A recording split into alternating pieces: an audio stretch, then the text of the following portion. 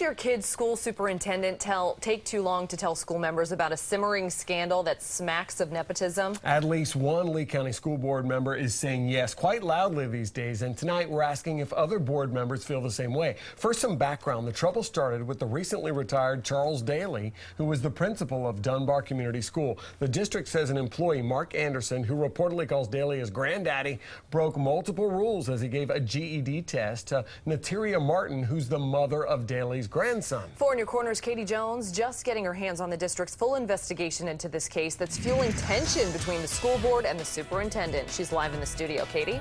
Well, Amy, this report right here raises a whole lot of questions about the GED testing scandal. But in the end, the person who seems to be most stung by this is the superintendent, not because she was involved, but rather how some board members finally found out about it.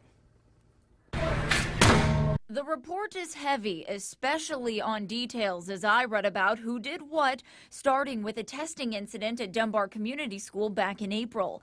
3.5 months later, Superintendent Dr. Nancy Graham is still feeling the fallout, especially from some school board members who say after 2 years on the job, she should have known to let them know about the scandal sooner. She's not a newbie anymore. She can't use that excuse anymore. She is a seasoned superintendent. She's been around for 2 years. She needs to know what she needs to send to us. By now, all of the information in this case has been sent to school board members, but should they have known about it sooner?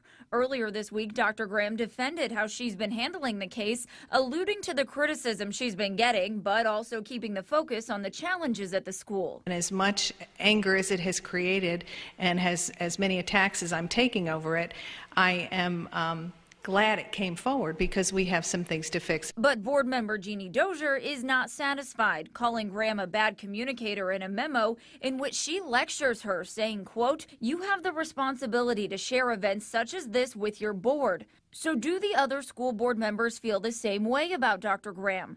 I've reached out to every single one of them to get that answer.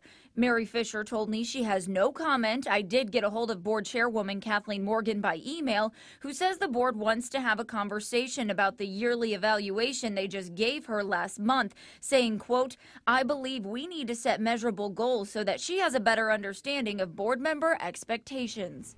Now, the board is expected to discuss the superintendent's goals and the Dunbar Community School investigation at their meeting that's in a couple of weeks on July 28th, and we will, of course, let you know what happens. Live in the studio, Katie Jones, Fox 4 in your corner. All right.